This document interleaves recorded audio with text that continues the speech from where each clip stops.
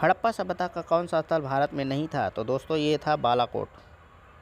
व्याख्या: बालाकोट नामक हड़प्पा सभ्यता का पूरा स्थल वर्तमान पाकिस्तान के दक्षिणी भाग में अरब सागर के किनारे और मोहनजोदड़ो से दक्षिण पश्चिम दिशा में स्थित है। यह बंदरगाह नगर था। यह स्थल सीप उद्योग के लिए प्रसिद्ध था। दोस्तों बालाकोट पे एयर स्ट्राइक भी हुई थी भारत की तरफ से।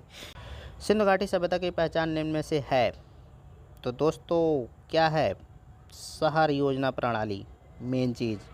व्याख्या देख लीजिए। सिंधु घाटी सभ्यता की मुख्य विशेषता शहर योजना प्रणाली थी। सिंधु घाटी में चौड़ी सड़कें एक दूसरे को लंबवत काटती थी। मकान पक्की एवं कच्ची ईंटों के बनाए जाते थे। नाली एवं सफाई की व्यवस्था भी उत्तम थी। दोस्तों आप सभी का स्वागत है एजुकेशन चैनल पर। दोस्तों अगर आप किसी परीक्षा की तैयारी कर रहे हैं तो ये वीडियो आपके लिए इम्पोर्टेंट हो सकता है। चाहे आप लेखपाल की तैयारी कर रहे हो, चाहे पीईटी की तैयारी कर रहे हो, चाहे एसएससी की तैयारी कर रहे हो, चाहे एसएससी सीजीएल की तैयारी कर रहे हो, या फिर किसी भी परीक्षा की, अगर जीएस आता है तो वो ये वीडियो आपके लिए इम्पोर्टेंट हो सकता है। क्योंकि मैं आज बात करूँगा सिंधु घाटी सभ्यता से संबंधित टॉपिक पर, और जो भी इम्पोर्टेंट क्वेश्चन हैं इस टॉपिक से वो आपको मिलेंगे।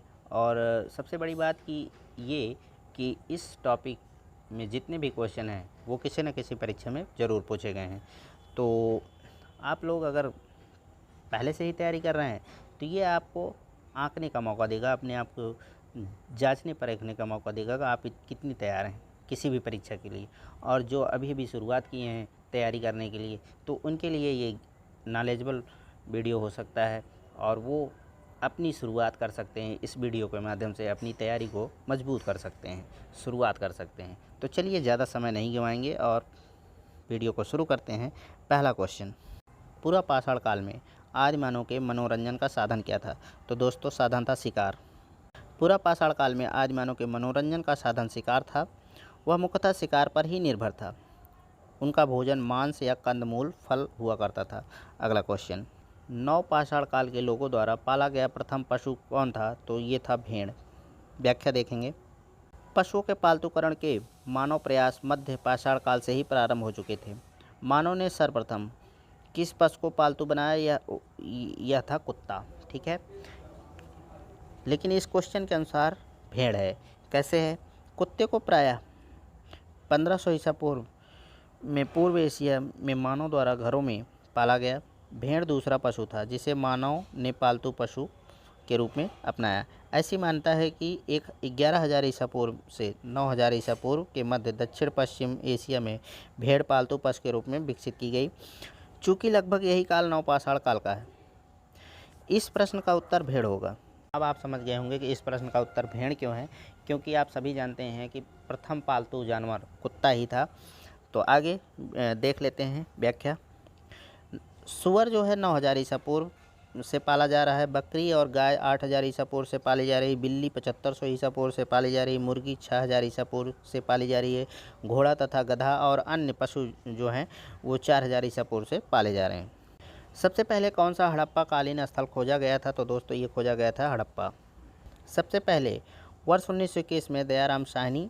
दोस्तों ये आदमी को ज़रूर याद रखिए और उस टाइम को भी याद रखिए। 1921 के नेतृत्व में पश्चिमी पंजाब के हड़प्पा नामक स्थल में हुए उत्खनन में हड़प्पा सभ्यता का पता लगा था। सिंधु सभ्यता के स्थलों में सर्वप्रथम हड़प्पा नामक स्थल पर खुदाई होने के कारण इस सभ्यता का नाम हड़प्पा सभ्यता रखा गया था। दोस्तों जैसा कि 1921 में खुदाई हुई थी तो उस समय भारत आज़ाद नहीं हुआ था, तो आप लोग इसको भी ध्यान में रखिएगा। आगे चलते हैं। सिंधु घाटी सभ्यता अनार्य सभ्यता थी। क्योंकि यह एक शहरी सभ्यता थी।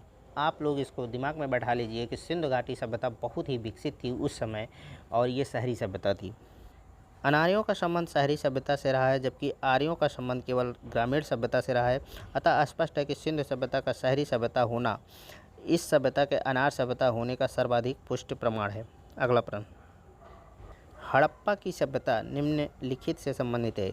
तो दोस्तों ये संबंधित है कांस्य युग से। हड़प्पा सभ्यता कांस्य युग से संबंधित है। सिंधु सभ्यता युग में तांबे और टिन को मिलाकर कांसा का निर्माण किया जाता था। इस युग की प्रमुख धातु कांसा ही थी। ठीक है, इसी कारण इसे कांस्य युगीन सभ्यता भी कहा जाता है। वस्तुतः यह ताम्रपाषाण कालीन नगरी सभ्यता थी। सिंधु घाटी सभ्यता के लोग पूजा करते थे, तो दोस्तों करते थे पशुपति की। मोहनजोदड़ो में पशुपति की मूर्ति मिली है। जिस पर शिव की आकृति जैसा चित्र मिलता है। इससे इतिहासकारों ने निष्कर्ष निकाला है कि तत्कालीन समाज में पशुपति की पूजा होती थी। हड़प्पा संस्कृति की मुद्राओं एवं पक्की मिट्टी की कलाकृतियों में किस पशु का चित्रण नहीं किया गया है? तो दोस्तों गाय का नहीं किया गया है, हाथी की गैंडा और बाघ का किया गया है। व्याख्या देख लेते हैं। हड़प्पा संस्कृति की एक मुहर पर पद्मासन मुद्रा में त्रिमुखी योगी चित्रित है, जिसके दाहिनी ओर हाथी तथा बाघ, बाईं ओर गैंडा तथा भैंसा एवं सिंहासन के नीचे 2 हिरण खड़े हैं। इस संस्कृति में गाय तथा घोड़े की मृद मिट्टियाँ या मूर्तियाँ नहीं मिलती हैं। ठीक है। सिंधु घाटी सभ्यता के लोगों की मुद्रा में किस देवता की आकृति चित्रित थी? तो दोस्तों ये थी पशुपति की। मोहनजोदड़ो में प्राप्त एक मुहर 3 मुख वाला एक पुरुष ध्यान की मुद्रा में बैठा हुआ है, जिसके सिर पर 3 सींग, उसके बाईं ओर एक गैंडा और भैंसा, दाईं ओर हाथी और एवं व्याघ्र, व्याघ्र माने सिंह होता है। इसे पशुपति शिव का रूप माना गया है। मार्शल ने इन्हें आद्य शिव बताया है। निम्नलिखित में से किस विद्वान ने सर्वप्रथम हड़प्पा सभ्यता के अवशेषों को खोजा था? तो दोस्तों ये खोजा था ए कनिंघम ने। अलेक्जेंडर कनिंघम ने 1853 ईस्वी में तथा 1873 ईस्वी में हड़प्पा का सर्वेक्षण कर कुछ पुरावस्तुएं प्राप्त की थी। भारतीय सभ्यता से जुड़ा कौन सा नाम है? तो दोस्तों ये हैं sir Alexander Cunningham. Sir Alexander Cunningham भारतीय पुरातत्व के जनक हैं। ये आपके लिए इम्पोर्टेंट है, इसको ध्यान में रखिएगा। इन्होंने भारत के प्राचीन स्थलों, स्तूपों, भवनों का निरीक्षण किया एवं भारतीय पुरातत्व सर्वेक्षण की स्थापना में प्रमुख भूमिका निभाई थी। ठीक है। अगला क्वेश्चन, सिंधु घाटी सभ्यता और वैदिक सभ्यता में प्रमुख अंतर क्या है? तो दोस्तों सिंधु घाटी सभ्यता जो थी वो पूर्णतः नगरी थी और वैदिक सभ्यता पूर्णतः ग्रामीण थी। यही अंतर था, प्रमुख अंतर था। सिंधु सभ्यता का काल 2500 ईसा पूर्व से 1750 ईसा पूर्व तक माना जाता है। सिंधु सभ्यता नगरीय थी, जबकि आर्यों की सभ्यता ग्रामीण थी, जैसा कि आपको क्वेश्चन के ऑप्शन में ही मिल गया था। अगला क्वेश्चन, सिंधु घाटी सभ्यता की लिपि क्या थी? तो दोस्तों अभी तक सही पहचान नहीं हो पाया है, पढ़ा ही नहीं जा सका है, तो लिपि की बात ही छोड़िए कि लिपि कौन सी थी, तो इसके बारे में नहीं जानकारी है। सिंधु घाटी सभ्यता में चित्रात्मक लिपि प्रचलित थी। इस लिपि में लगभग 400 अक्षरों का प्रयोग किया गया है। इसी कारण सिंधु सभ्यता को आद्य ऐतिहासिक सभ्यता के वर्ग में रखा गया है। ठीक है, क्योंकि ये अभी तक इस लिपि का पढ़ा ही नहीं गया, तो इसके बारे में कुछ जानकारी नहीं है, काफ़ी अंधकारमय है ये जानकारियाँ। अगला क्वेश्चन, निम्नलिखित में से किसे मृतकों का टीला के नाम से जाना जाता है? तो दोस्तों ये जाना जाता है मोहनजोदड़ो को। दोस्तों हड़प्पा और मोहनजोदड़ो वर्तमान में भारत में नहीं है, ये पाकिस्तान में ही है। ठीक है, इसको ध्यान में रखिए। कालीबंगा बनावली भारत में ही है। मोहनजोदड़ो शब्द का अर्थ हिंदी भाषा में मृतकों का टीला है। मोहनजोदड़ो का अर्थ क्या है, तो आप लोग जान जाइए कि मृतकों का टीला कहा जाता है। मोहनजोदड़ो कहाँ स्थित है? पंजाब, सिंध, गुजरात, उत्तर प्रदेश। तो दोस्तों ये सिंध में है। मोहनजोदड़ो सिंधु सभ्यता का एक प्रमुख नगर था। यह सिंध प्रांत वर्तमान पाकिस्तान के लरकाना ज़िले में स्थित है। मोहनजोदड़ो की खोज सर्वप्रथम 1922 ईस्वी में राखाल दास बनर्जी ने की थी। ठीक है। हड़प्पा कालीन सभ्यता का विशाल कोठार कहाँ मिला? तो दोस्तों ये मिला था मोहनजोदड़ो में। मोहनजोदड़ो का सर्वाधिक उल्लेखनीय स्मारक बृहद स्नानागार, इसके पश्चिम में 1.52 मीटर ऊंचे चबूतरे पर निर्मित एक भवन मिला है, जो पूर्व से पश्चिम में इसकी जो है 45.72 मीटर लंबा तथा उत्तर से दक्षिण की ओर 22.86 मीटर चौड़ा है। इसे हिलर ने अन्नागार बताया था। अमरी जो हड़प्पा सभ्यता का एक स्थल है, किस प्रांत में स्थित है? तो दोस्तों ये स्थित है कहाँ? तो ये स्थित है सिंध में। अमरी हड़प्पा सभ्यता का प्रमुख स्थल है, जो पाकिस्तान के सिंध प्रांत में स्थित है। सिंधु घाटी सभ्यता के अवशेष चिन्ह बतलाते हैं कि लोगों का मुख्य धंधा क्या था। तो दोस्तों मुख्य धंधा था कृषि। सिंधु निवासियों के जीवन का मुख्य उद्योग कृषि कर्म था। ठीक है। सिंधु तथा उसकी सहायक नदियाँ प्रतिवर्ष उर्वरा मिट्टी बहाकर लाती थी, जिसमें पैदावार काफ़ी अच्छी होती थी। यहाँ के प्रमुख खाद्यान्न गेहूँ तथा जौ थे। ये इम्पोर्टेंट है। सिंधु घाटी सभ्यता का पत्तन नगर है, तो दोस्तों ये था लोथल, बहुत फेमस है, भारत में है लोथल। व्याख्या देख लीजिए। सिंधु घाटी सभ्यता का पत्तन नगर लोथल है।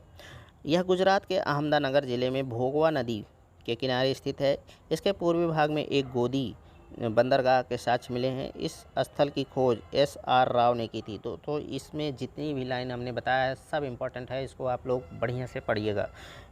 एक बार बढ़िया से पढ़िए, बार बार पढ़ने की झंझट ख़त्म करिए। जिस टॉपिक को शुरू करिए उसको बढ़िया से पढ़िए और उसको निपटा ही दीजिए, और इतना बढ़िया पढ़िए कि बाद में आपसे कभी भी वो क्वेश्चन पूछा जाए उससे संबंधित, उस टॉपिक से रिलेटिव अगर कोई भी क्वेश्चन आता है तो आपका गलत ना हो, तभी आप एक अच्छे स्टूडेंट बन सकते हैं और अच्छी तैयारी कर सकते हैं।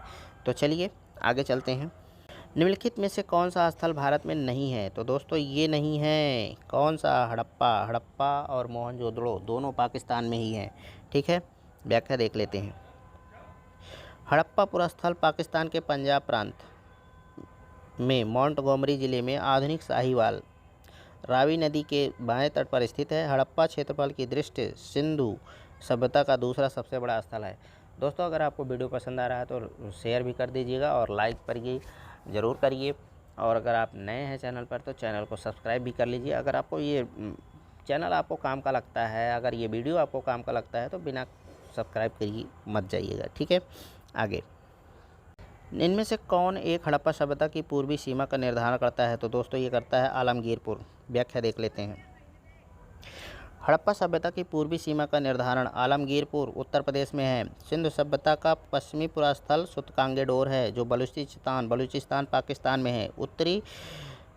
उत्तरी पुरास्थल मांडा जो है जम्मू कश्मीर में है। दक्षिणी पुरास्थल कहाँ है? तो दायमाबाद महाराष्ट्र में है। हड़प्पा सभ्यता का कौन सा स्थल भारत में नहीं था? तो दोस्तों ये था बालाकोट। व्याख्या। बालाकोट नामक हड़प्पा सभ्यता का पुरस्थल वर्तमान पाकिस्तान के दक्षिणी भाग में अरब सागर के किनारे और मोहनजोदड़ो से दक्षिण पश्चिम दिशा में स्थित है। यह बंदरगाह नगर था। यह स्थल सीप उद्योग के लिए प्रसिद्ध था। दोस्तों बालाकोट पे एयर स्ट्राइक भी हुई थी भारत की तरफ से। हड़प्पा कालीन लोगों के लिए किसकी जानकारी नहीं थी? तो दोस्तों ये थी लोहा की। हड़प्पा कालीन लोगों को सोना, चांदी, तांबा, कांसा, सीसी का ज्ञान था। हड़प्पा कालीन स्थलों की खुदाई में गेहूं तथा जौ के दाने मिलते हैं, किंतु सिंधु सभ्यता के लोगों को लोहे का ज्ञान नहीं था। सिंधु घाटी की सभ्यता को आर्य पूर्व सभ्यता किसके प्रमाण मिलने के कारण से कहा जाता है? तो दोस्तों ये बर्तन है मेन कारण। व्याख्या देख लीजिए। सिंधु घाटी की सभ्यता में प्राप्त मृदभांडों, मिट्टी के बर्तन जिसे कहते हैं, के आधार पर इस सभ्यता को आर्य पूर्व सभ्यता कहा जाता है। ऋग्वैदिक कालीन मृदभांडों में काले एवं लाल मृदभांडों की प्रधानता है, जबकि सिंधु सभ्यता में भिन्न प्रकार के मृदभांड मिलते हैं। सिंधु घाटी सभ्यता की पहचान निम्न में से है। तो दोस्तों क्या है? शहर योजना प्रणाली मेन चीज़। व्याख्या देख लीजिए। सिंधु घाटी सभ्यता की मुख्य विशेषता शहर योजना प्रणाली थी। सिंधु घाटी में चौड़ी सड़कें एक दूसरे को लंबवत काटती थी। मकान पक्की एवं कच्ची ईंटों के बनाए जाते थे। नाली एवं सफाई की व्यवस्था भी उत्तम थी। सिंधु घाटी सभ्यता का ज्ञान मिलता है पुरातात्विक उत्खनन से। सिंधु घाटी सभ्यता का ज्ञान पुरातात्विक उत्खनन से मिलता है, क्योंकि वहाँ कोई साहित्य तथा ताम्रपत्र नहीं पाए गए हैं। मृदभांडों पर कुछ लेख पाए गए हैं, परंतु वे अभी तक पढ़े ही नहीं जा सके हैं। ठीक है दोस्तों, आज का लास्ट प्रश्न है। अगर आपको वीडियो पसंद आ रहा है तो चैनल को ज़रूर सब्सक्राइब करिएगा। बस इतना ही कहेंगे। और चलिए इस क्वेश्चन को भी देख लेते हैं। मानव द्वारा सर्वप्रथम किस धातु का उपयोग किया गया है? तो दोस्तों ये किया गया तांबा का। व्याख्या। मानव द्वारा सर्वप्रथम प्रयोग में लाई गई धातु तांबा थी, जिसकी आरंभिक तिथि 5000 BC है, अर्थात नवपाषाण काल तक। वैसे विश्व परिदृश्य पर दृष्टिपात करें तो तांबे के उपयोग की आरंभिक तिथि उत्तरी इराक में 8700 BC से ही है। तो दोस्तों आज का ये वीडियो समाप्त होता है। और आपको कैसा लगा ये वीडियो, क्वेश्चन कैसे लगे, और अगर किसी प्रकार का सुझाव है तो ज़रूर बताइएगा। और चैनल पर नए हैं तो ज़रूर सब्सक्राइब करिए, लाइक शेयर कर दीजिए, कमेंट भी करिए अगर आपको कुछ कहना है मुझे। तो चलिए ठीक है, आज के लिए इतना ही। बस नमस्कार।